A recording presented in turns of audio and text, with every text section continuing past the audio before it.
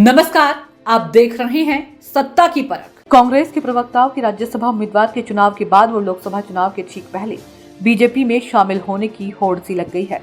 सभी प्रवक्ताओं ने कांग्रेस छोड़ने से पहले हिंदू और राम मंदिर का कार्ड खेलते हुए कांग्रेस को राम मंदिर विरोधी बताने का प्रयास किया, लेकिन इस प्रयास में कांग्रेस को छोड़ने वाले सभी प्रवक्ता खुद ही जनता के सामने एक्सपोज हो गए। ताजा मामला, बीजेपी में शामिल होने के बाद कांग्रेस की पूर्व नेता राधिका खेड़ा ने कांग्रेस नेताओं पर आरोप लगाते हुए कहा कि राम भक्त होने के नाते रामलला के दर्शन करने पर कौशल्या माता की धरती पर मेरे साथ दुर्व्यवहार किया गया। खेड़ा ने कहा कि मुझे भाजपा सरकार, मोदी सरकार का संरक्षण नहीं मिला था।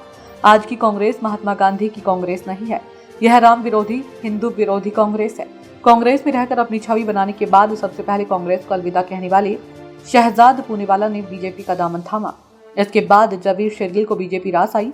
राज्यसभा चुनाव में आचार्य प्रमोद कृष्णन को उम्मीदवार न बनाए जाने से नाराज आचार्य कांग्रेस पर हमलावर हो गए।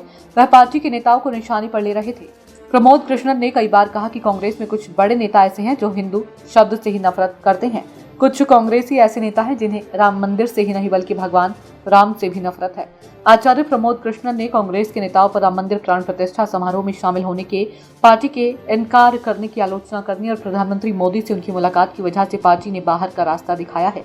कांग्रेस पार्टी के उभरते हुए तेज तर्रार प्रवक्ता प्रोफेसर गौरव वल्लभ ने भी कांग्रेस को अलविदा कह दिया। पिछले दिनों वे राजस्थान विधानसभा की उदयपुर सीट से चुनाव भी लड़े थे, जिसमें उन्हें हार का मुंह देखना पड़ा।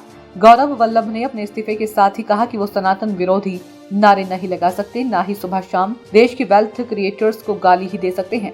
यही कारण है कि वो कांग्रेस पार्टी की प्राथमिक सदस्यता के साथ सभी पदों से इस्तीफा दे रहे हैं। सूत्र बताते हैं कि गौरव वल्लभ चुनाव हारने के बाद राज्यसभा जाना चाहते थे। दाल नहीं गली तो कांग्रेस पर सनातन धर्म विरोध के आरोप जड़ दिए। तो वहीं गुजरात से कांग्रेस का लोकसभा टिकट वापस करने वाले कांग्रेस के पूर्व राष्ट्रीय प्रवक्ता रोहन गुप्ता भारतीय जनता पार्टी में शामिल हो गए। उन्होंने कांग्रेस पर अपमान और चरित्र हनन का आरोप लगाते हुए कांग्रेस की प्राथमिक सदस्यता से इस्तीफा दे दिया था। जो चुनाव लड़ने की हिम्मत नहीं रख सकता, वह व्यक्ति कांग्रेस का राष्ट्रीय प्रवक्ता बना बैठा है। रोहन गुप्ता का अंदाजा इसी बात से लगाया जा सकता है कि प्रवक्ता के पद पर रहते हुए बीजेपी से कौन से सांठ-गांठ कर रहा था।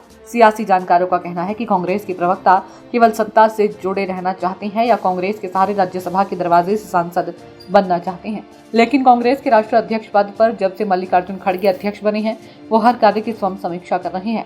ऐसे हवाई लोगों से कांग्रेस को बचाने का कार्य कर रहे हैं।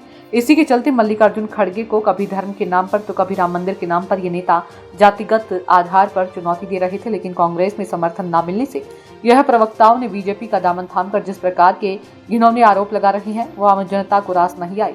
इन प्रवक्ताओं का अपना कोई वजूद नहीं है और इनके जाने से भी कांग्रेस को कोई फर्क नहीं पड़ने वाला। हाल ही में कांग्रेस प्रवक्ता राधिका खेड़ा ने कांग्रेस से इस्तीफा देने के बाद कहा था कि रायपुर के पार्टी ऑफिस में उनके साथ अभद्रता करने की कोशिश की। जब उन्होंने इसके बारे में पार्टी के शीर्ष नेताओं को जानकारी दी, तब आरोपी नेताओं के ऊपर कोई कार्रवाई नहीं की गई।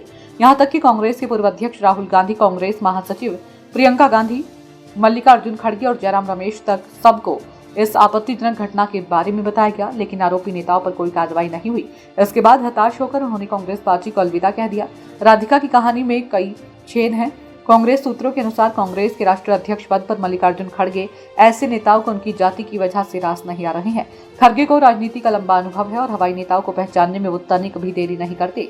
हो सकता है कि आने वाले समय में कांग्रेस के कुछ और हवाई नेता सनातन और हिंदू धर्म का नाम लेकर बीजेपी का दामन थामे। सत्ता की परख के लिए अवधेश कुमार सिंह की रिपोर्ट।